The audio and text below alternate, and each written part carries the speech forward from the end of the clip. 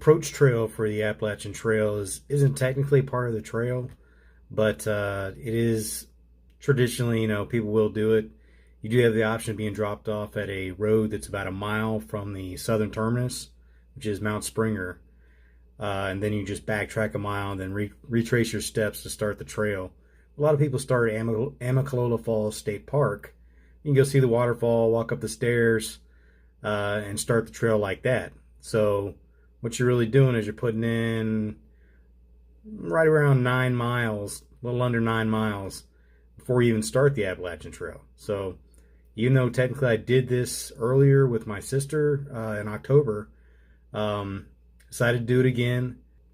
For anyone who's looking to see if your gear works or see if you're ready for the trail, yeah, approach trail is a pretty good way to find out. I mean, it's not super challenging, but it's got a pretty significant up and down. So it's a good gear test, if anything. So here's my coverage of the approach trail.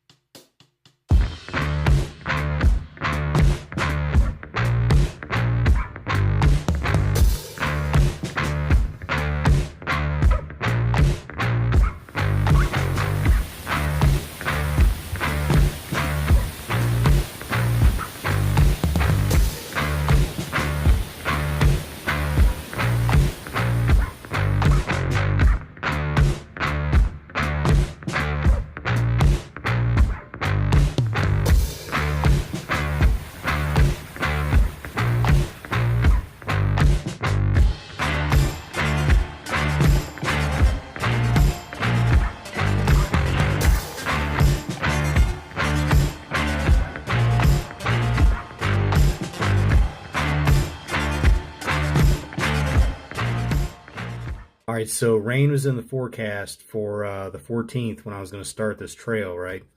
So kind of waited until late in the afternoon or mid-afternoon, around between 2:30 and 3 o'clock to start the trail, which it gave me enough time to get up there, but the weather was still pretty bad, and it rained a lot. Probably about half the time I was climbing, it was raining, and the trail kind of turned into a creek and a waterfall that you're walking up or down.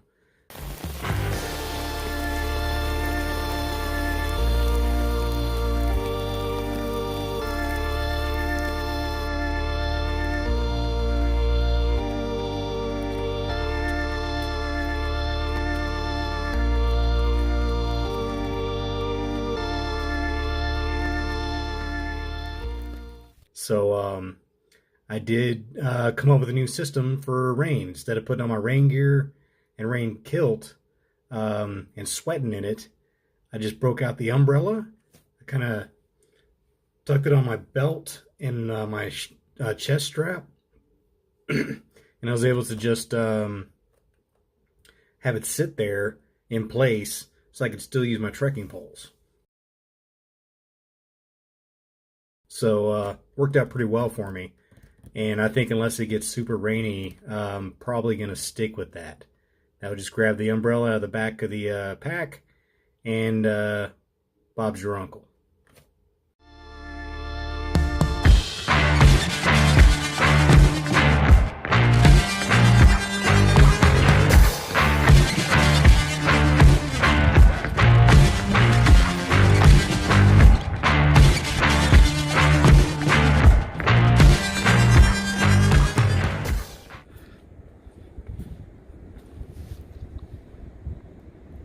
Almost walked down the sun, but here it is.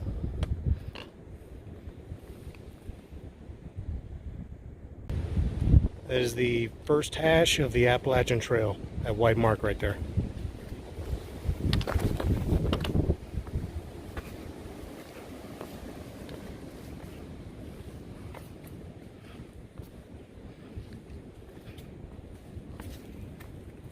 Here's the commemorative plaque. To work. Right, so something you should be aware of when you're deciding when to end your day, that is when you expect to be getting where you're going to camp, is you don't want to get there too late. Like when I did the approach trail, I got to Mount Springer. It was probably 30 or 40 minutes before darkness. And it's kind of tight for doing your chores like water, cooking, and all that stuff. So a lot of the other hikers were in the shelter trying to get some sleep. You know, I'm sitting on the porch scraping my pot with getting the mashed potatoes out of there. So you do wind up doing half your crap in the dark, which is not optimal. You know what I mean? So usually try to get into camp by 6:30. That should give you enough time to do your chores, maybe socialize a little bit, and then hit the sack. So overall, I made it to mile 0 unscathed, no blisters. Basically, my feet were good, and wasn't really having any aches and pains. So it was overall, it was a good first day, and got up in the morning and got after it. Next stop after Mount Springer was the Gooch Mountain Shelter, right around 16 miles.